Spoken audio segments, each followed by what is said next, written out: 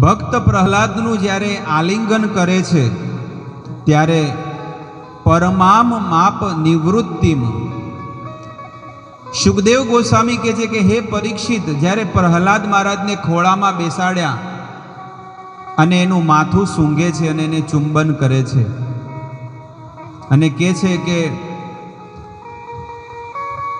આખા વર્ષમાં તું જે ભણ્યો હોય ને અને એમાંથી તને જે સારી વસ્તુ લાગી હોય ને એ મને કહે.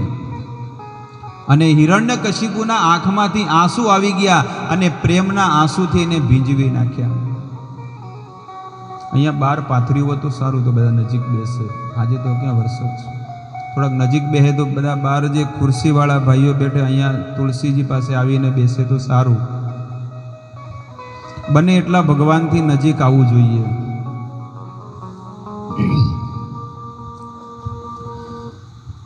પણ આ હિરણ્યકશિપુ ભલે પ્રેમ કરતો હોય પણ ઘડી વારમાં છે ને એનું પરિવર્તન આવી જશે. હમણાં જ જો એને છે ને કેટલો સ્નેહ ને કેટલો પ્રેમ છે, પણ થોડી વાર પછી એને શું થઈ જશે? ક્રોધ આવી જશે. જે આસુરી વૃત્તિનો જે માણસ હોય છે ને એને જીવનમાં આવી દશા હોય છે. કંસ કેટલો પ્રેમ કરતો હતો દેવકીને. જે ભાગવત જેને સાંભળેલું છે એને ખબર હશે કે કંસ એની બેનને બહુ પ્રેમ કરતો હતો અને એ કંસ એટલો પ્રેમ કરતો હતો કે પોતાની બેનને સાસરે વળાવવા માટે જતો હતો કે હું છે ને મારી બેનનો રથ હું ચલાવીશ, ડ્રાઈવર બની ગયો. આજ સુધી રેકોર્ડ છે દુનિયામાં કે કોઈ પણ એવો ભાઈ નહીં હોય કે જે પોતાની બેનનો કોઈ પણ મર્સિડીઝ ગાડી હોય કે ઇનોવા ગાડી ચલાવીને એને સાસરે મૂકવા ગયો હોય. કોઈ રેકોર્ડ છે આજ સુધી? બસ એ ઝાપા સુધી જાય, એટલે કે મેન જ્યાં ફળિયું હોય ત્યાં સુધી જાય, પછી તો બીજો ડ્રાઈવર એને મૂકવા જાય છે. પણ કંસ એટલો બધો પ્રેમ કરતો હતો. સુખદેવજી કહે છે કે આ જગતમાં પણ આસુરી વૃત્તિના જે લોકો હોય છે એ ભલે તમને એમ લાગે કે ઉપરથી સારા, પણ એનું હૃદય બહુ કઠોર હોય છે, કુટિલ હોય છે. એટલે પારખવા જોઈએ માણસોને. કંસ પ્રેમ કરતો હતો અને રથ ઉપર જેવો બેઠો એટલે દેવતાઓ વિચાર કરવા માંડ્યા કે જો આ કંસ દેવકીના એટલે કે ભગવાનના માતા પિતાના જો રથના દોરડા પકડશે તો એણે ભગવાનના ભક્તની એટલે કે માતા પિતાની સેવા કરી છે. અને જે આ જગતમાં ભગવાનના ભક્તની સેવા કરે તો ભગવાન કહે છે એને હું મારતો, હું એની રક્ષા કરું. તો આને જો રથના દોરડા પકડી લીધા અને રથ ચલાવવાની સેવા કરી તો આને ભગવાન મારશે નહીં. તો હવે શું કરીએ? એટલે સ્વર્ગના દેવતાઓએ સરસ્વતીને અને દુર્ગા દેવીને કીધું કે તમે બંને જણાની એટલે કે સરસ્વતીને કીધું કે તમે દુર્ગા દેવીની જીભ ઉપર બેસો, અને દુર્ગા દેવીએ આકાશવાણી કરી. કંસ જેવો એ રથ ઉપર બેઠો અને રથ ઉપર બેસીને એ દોરડા પકડવા જાય, એ જ ઘડીએ આકાશમાંથી આકાશવાણી થઈ. અરે મૂર્ખ કંસ, તું જે દેવકીનો રથ ચલાવવા જઈ રહ્યો છે એની 8મી સંતાન તારા મૃત્યુનું કારણ બનશે. અને જેવો દોરડા પકડ્યા હતા છોડી દીધા, અને ખડગમાં જે તલવાર હતી એને દેવકીનો ચોટલો પકડી લીધો. કોઈ પણ સ્ત્રીના વાળ જો કોઈ પકડે ને, પારકો પુરુષ, તો એનું આયુષ્ય એ જ ઘડે છે, એ જ ઘડીએ ક્ષીણ થઈ જાય છે.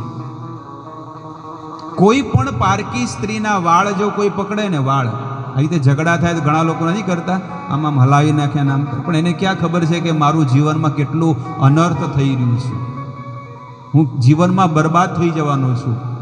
કારણ કે એ સ્ત્રી નથી, એ કન્યા છે, એ લક્ષ્મી છે, અને એને તરછોડી નાખે છે. એટલા માટે તમે જુઓ કે દુશાસને જ્યારે દ્રૌપદીના વાળ પકડ્યા હતા ને, એટલે શાસ્ત્રમાં જે વર્ણન છે એનું ઘટના તમે જુઓ કે કૌરવોનો વિનાશ થઈ ગયો હતો આખા. આવી ઘટનાઓથી આપણને ઘણી બધી વસ્તુઓ જાણવા મળે છે કે કેટલું બધું સતર્ક રહેવું પડે, કેટલું જાગૃત રહેવું પડે. આપણે ધર્મમાં, કામમાં કે સમાજમાં રહેતા હોય કે કુટુંબમાં રહેતા હોય, પણ બધી જગ્યાએ મર્યાદામાં રહેવું પડે. અને જો મર્યાદા વગર જો જીવન આપણે જીવશું ને તો જીવનમાં ક્યારેય સક્સેસ નહીં થઈએ.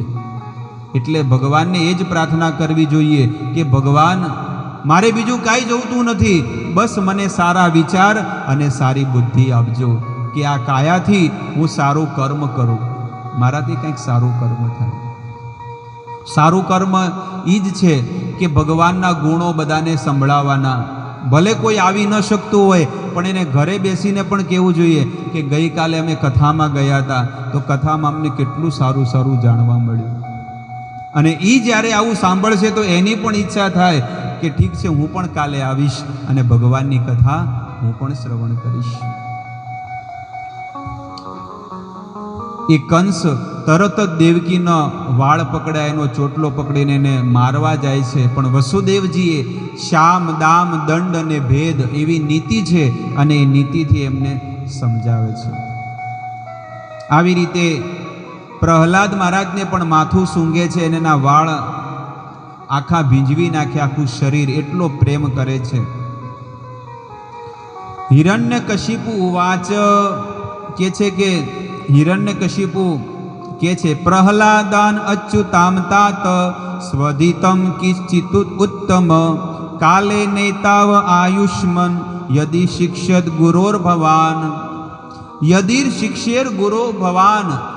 હે પ્રહલાદ, તે જે ગુરુના મુખેથી આખું વર્ષ જે ગુરુકુળમાં જે સાંભળ્યું છે એમાંથી સારી વસ્તુ લાગી હોય મને કે.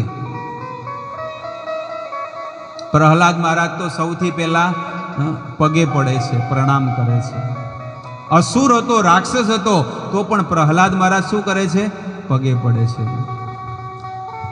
પણ આશીર્વાદ જે દેવાવાળો હોય ને એને આશીર્વાદ શું આપવા જોઈએ ખબર છે? કૃષ્ણેર મતિ રસ્તુ. તમારી મતિ શેમાં લાગે? કૃષ્ણમાં લાગે.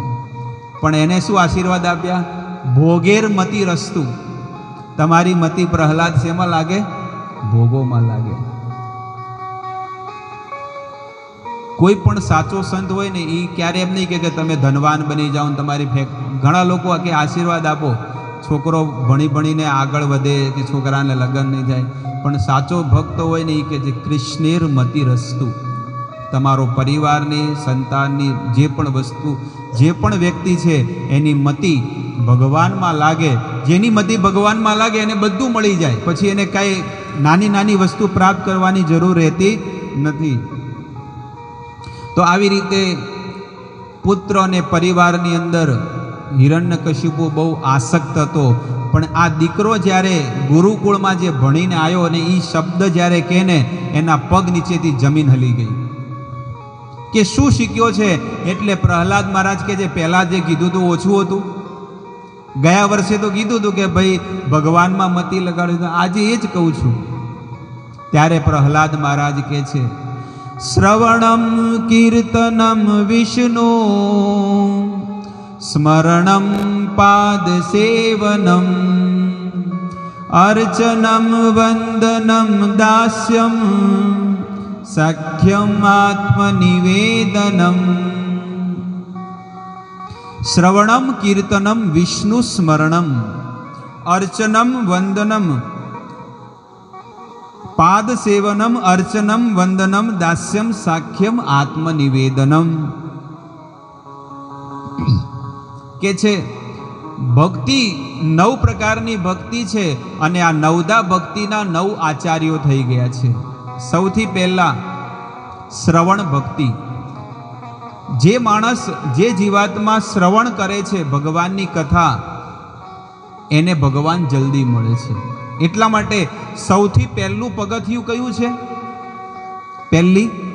પહેલી ભક્તિ છે શ્રવણ, સાંભળો. સૌથી પહેલામાં પહેલી ભક્તિ છે કે શ્રવણ કરવું જોઈએ એને. શ્રવણમ કીર્તનમ. એને શ્રવણ ભક્તિમાં સૌથી પહેલા પરીક્ષિત મહારાજે શું કર્યું? ભગવાનની કથા સાંભળી. શ્રવણમ. આપણે ભાગવત સપ્તાહમાં સાંભળ્યું બીજા દિવસની કથામાં કે પરીક્ષિત મહારાજને જ્યારે શ્રાપ લાગ્યો તો પરીક્ષિત મહારાજે દાન પુણ્ય ન કર્યો, ધર્મ ન કર્યો, ગાયોની સેવા ન કરી, કાંઈ ન કર્યું. કે મારી પાસે 7 દિવસ છે તો 7 દિવસમાં મારે શું કરવું જોઈએ? કે હું તો મરણાસન અવસ્થામાં છું, તો આવી અવસ્થામાં મારે શું કરવું જોઈએ? ત્યારે સુખદેવજી કહે છે, તસ્માત ભારત સર્વાત્મા ભગવાન ઈશ્વરો હરિ. જેનું મરણાસન જીવન છે અને 7મા દિવસે જો મરવાનું હોય તો એને ભગવાનની કથા સાંભળવી જોઈએ. રાજા પરીક્ષિત કે 7 દિવસ કથા સાંભળવાથી ભગવાન મળી જાય? એ કે ખટવાંગો નામ રાજર્ષિ, ખટવાંગ રાજા તો 2 ઘડીમાં ભગવાનની પ્રાપ્તિ થઈ ગઈ. તમારી પાસે કેટલા દિવસ છે? 7 દિવસ છે. એટલે નિશ્ચિત તમને ભગવાનની પ્રાપ્તિ થઈ જશે. તો શ્રવણ ભક્તિ પરીક્ષિત મહારાજે કરી અને ભક્તિનું એક અંગ કર્યું અને ભગવાનને પ્રાપ્ત થઈ ગયા. શ્રવણમ કીર્તનમ, અને કોઈ કીર્તન કરે એટલે કે માળા કરવી. કદાચ કોઈ ભગવાનની કથા સાંભળે નહીં પણ રાત દિવસ માળા કરે ને ઘરે બેસીને પણ, તો પણ એને ભગવાન મળી જશે. કીર્તનમ. અને એના આચાર્ય થઈ ગયા સુખદેવ ગોસ્વામી, કે સુખદેવ ગોસ્વામી ભગવાનની કથા બોલે છે એટલે એને કીર્તન ભક્તિ કહેવાય. ત્રીજી ભક્તિ સ્મરણ ભક્તિ, એ કોણે કરી? પ્રહલાદ મહારાજે કરી. ચોથી ભક્તિ પાદ સેવનમ. પાદ સેવનમનો અર્થ છે કે ભગવાનના ચરણોની સેવા. કોણ કરે છે? ભગવાનના ચરણ કોણ દબાવે છે? નહીં ખબર? લક્ષ્મીજી. એટલે કે છે કે એ આચાર્ય થઈ ગયા. અને અર્ચનમ, ભગવાનનું અર્ચન ભક્તિ કરી. અક્રૂર સ્વભિવંદને, અને અક્રૂર મહારાજે ભગવાનને વંદન કર્યા. માત્ર પ્રણામ કરવાથી પણ ભગવાનની ભક્તિ મળી જાય છે અને એને ભગવાનનું ધામ મળી જાય છે. સખ્યમ, સાખ્ય ભક્તિ કોણે કરી? ઉદ્ધવજી અને અર્જુને કરી. સાખ્યમ દાસ્યમ, દાસ ભક્તિ કોને કરી? ભગવાનના દાસ થઈને કોણે ભક્તિ કરી? રામાયણમાં હનુમાનજી મહારાજે. રાવણે કીધું કે બતાવ તારી ઓળખાણ, એટલે કે હું ભગવાનનો દાસ, મારું નામ છે હનુમાન. એ તો બહુ મોટી લાંબી છે, ઓળખાણ બતાડે છે. અને આત્મનિવેદન, આત્મનિવેદનનો અર્થ છે કે બધું સમર્પિત કરી દેવું. એ કોણે કરી? બલિ મહારાજે. ભગવાન વામન આવ્યા હતા ને, અને ભગવાન વામનને બધું આપી દીધું. કોઈ માણસ 10 રૂપિયા આપે, 20 રૂપિયા આપે, કે વધીને 500ની નોટ કે 2000ની નોટ આપે. માણસ વધીને શું આપવાનો છે? પણ એને તો આખી પૃથ્વી નહીં પણ 3 ભુવન દાનમાં આપી દીધા. અને આટલું આપવા છતાં પણ ભગવાન કહે છે કે તું દાની નથી, જા. હવે કોઈ 500 રૂપિયા 1000 રૂપિયા આપે ને તો એને હાથ જોડે, કોઈ પણ કથાકાર હોય કે બ્રાહ્મણ, કે તમારી કૃપાથી મને 500 મળ્યા. પણ અહીંયા ભગવાને આખી પૃથ્વી ભગવાનને આપી દીધી, ત્રિભુવન, 3 ભુવન આપી દીધા. તોય કે તું દાની નથી, જા, તને આ પાપ લાગશે. કારણ કે તે મને ત્રીજું ડગલું કે ક્યાં મૂકું? 2 ડગલામાં તો ઉપરના લોક માપી લીધા, મહરલોક, જનલોક, તપલોક, સત્યલોક, બ્રહ્મલોક. અને નીચેનું બીજું ડગલું ભરવા ગયા તો અતલ, વિતલ, સુતલ, તલાતલ, મહાતલ, રસાતળ ને પાતાળ અને નરક સુધી 2 પગમાં આખું બ્રહ્માંડ માપી દીધું, ગોળ ગોળ. હે બલિ, હવે ત્રીજું ડગલું ક્યાં ભરું, ક્યાં મૂકું? ત્યારે બલિ મહારાજ કહે છે કે દાન દેવા વાળા કરતો દાની બહુ મોટો હોય છે. મેં તો સમર્પિત નથી કર્યું ને, તો હું તમને સમર્પિત થઈ ગયો છું અને તમારું આ ચરણ મારા મસ્તક ઉપર તમે મૂકી દો. અને બલિ મહારાજના મસ્તક ઉપર એ ભગવાનના ચરણ પડ્યા છે. બલિ, બાલી અને કાલી 3 જણાના ઉપર ભગવાનની પૂર્ણ કૃપા થઈ. એક તો કાલી, કોણ? યમુનાના તટમાં કોણ હતો? એના મસ્તક ઉપર ભગવાન નાચ્યા અને એનું બધું ઝેર હતું ને બધું કાઢી નાખ્યું. અને બલિ મહારાજના મસ્તક ઉપર પણ ભગવાને પગ મૂક્યો. ભગવાને કાલિયા નાગને એના મસ્તક ઉપર કેમ નાચ્યા? ભગવાન કહે છે કે એના અંદર બહુ ઝેર હતું, એની જીભમાં શું હતું? ઝેર. એમ સંસારના માણસો પણ એમાં જીભમાં શું છે? ઝેર જ નીકાળે છે, ઝેર નીકાળે. એટલે ભગવાન કહે છે કે તમારી જીભ ઉપરથી 24 કલાક નિરંતર મારું નામ લેતા લો, હરે કૃષ્ણ કૃષ્ણ કૃષ્ણ હરે હરે, હરે રામ રામ રામ હરે હરે.